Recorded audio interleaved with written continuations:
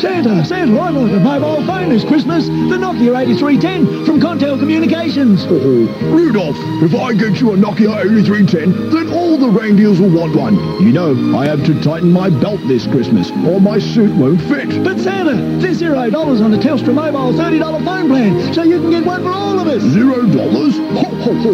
Why didn't you say so, Rudolph? I'll get one for Mrs. Claus. Oh, thanks, Santa. You're the best. By the way, can I have a red one to match my nose? Minimum cost of 8310 over 24 months is $720. Limit 3 per customer. Unused calls each month forfeited. Offer ends 31st of 10th 03 unless altered by Telstra. Early termination charges apply. See Contel Communications, corner Wilson and Wilmot Streets, Burnie. Your Telstra Mobile Net Premium dealer.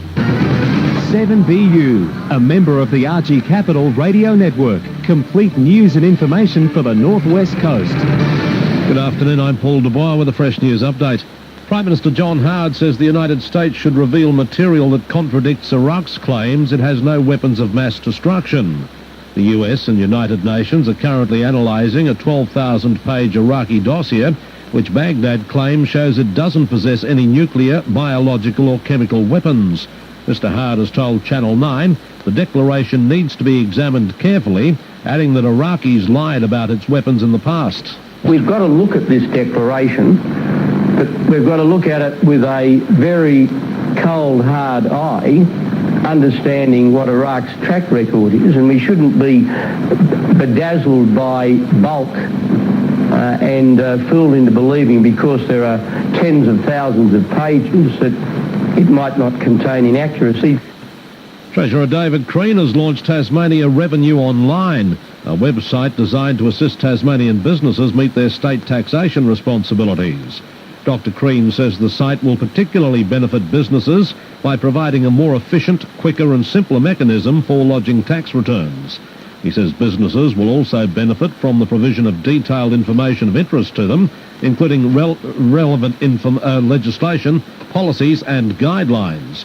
The Tasmanian Revenue Online website can be accessed from www.treasury.gov.au. Australia's internet industry says a High Court ruling will make some people think twice before publishing material on the web. The High Court has ruled that Victorian mining entrepreneur Joseph Gutnick has the right to sue in Melbourne over an article put on the internet in the United States. Mr. Gutnick claims he was defamed in an article on a website hosted by the Wall Street Journal in New York. He's told the Nine Network the decision means media organisations will have to be very careful about what they put on the internet. It'll certainly be re-established that the net is no different than a regular newspaper, that you have to be careful what you write. Smoke-Free Tasmania has presented awards to the TT Line and Admiral's Casino, recognising them for their decision to go totally smoke-free in enclosed places on the Spirit of Tasmania 1 and 2. Smoke-Free Tasmania spokesman David O'Byrne says the decision they've made will make the environment for people who travel and those who work on the ships a lot safer. TT Line and Admirals join other tourism ventures such as Hobart's Grand Chancellor Hotel in going smoke-free. A monthly business survey says Australia's economy is still robust, but business confidence is eroding. The National Australia Bank's November survey says expectations for slower growth in the months ahead are becoming more pronounced, and that's weighing on business confidence. Well-known service club Rotary International is warning British Santas against letting children sit on their knees. The organisation says it's preferable for children to shake hands or blow a kiss to the red-suited, white-bearded volunteers. Rotary UK spokeswoman Judith Dement says guidelines aim to help groups select appropriate people to play Father Christmas. And it's come about through legislation in the United Kingdom, and which required Rotary to issue guidelines to its members. The aim of the guidelines are twofold: one, to protect the welfare of children, and secondly, to protect the reputation of Rotarians. South Australian paceman Paul Rofe has England in trouble in its one-day tour cricket match against the Prime Minister's 11 at Manuka Oval in Canberra. England is 3 for 50 after 12 overs, with Owe Shah on 4 and Paul Collingwood 1. Rofe has taken the wickets of Nick Knight, Marcus Trescothick and Craig White. The match has been reduced to 42 overs per side after overnight rain delayed the start of play. The Australian one-day cricket team is having its first training session in Sydney ahead of Friday night's Tri-Series match against England at the SCG. Ricky Ponting's side is training indoors at the SCG after their game against New South Wales was washed out. Tasmanian golfer Matthew Goggin is one of 4 Australian golfers to earn 2003 US PGA cards after the qualifying tournament in California.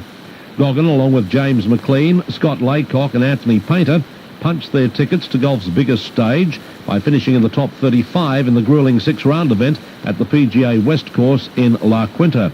That's the latest in news and sport. You're up to date. G'day, Mr. Wiley. For style and range, you'll love the change when you see Wiley Tires. When you're buying tires, you know who. G'day, Mr. Wiley. Mr. Wiley, I presume?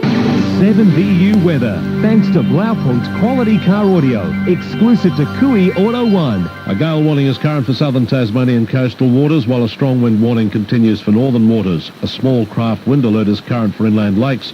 Northeastern Flinders Island, a fine and mild day with sunny periods, moderate to fresh westerly winds. Burnie and Devonport, fine apart from a possible light shower or two about Burnie. Cool to mild days with moderate to fresh westerly winds. Launceston, fine, mild and mostly sunny days with light to moderate northwesterly winds. It's 18 degrees in Launceston, Devonport, Burnie and Scottsdale. Game alert with the lowdown on the latest computer games on Burnie's 7VU. If you're an Xbox gamer who put in a stack of hours playing Gran Turismo on your mate's PlayStation 2, there's finally a game for you. Some say that Sega GT 2002 for Xbox blows away the PlayStation 2 equivalent, but there's only one way to find out. Sega GT 2002 is basically a racing sim, so you'll have to think about more than just winning. You'll have to start from the ground up. That's right, in career mode, you'll have 13 grand to spend to buy your first car. From there, you'll race, win, lose, blow engines and upgrade various bits and pieces until you have the most tricked up car on the circuit. There's also quick battle mode with limited access to cars, plus they've thrown in chronicle mode for you to race classic cars from the past. Hey, at the end of each race, you can grab snapshots from the replay to hang in your in-game garage. A very cool little extra. Sega GT 2002 is out now, exclusive to Xbox.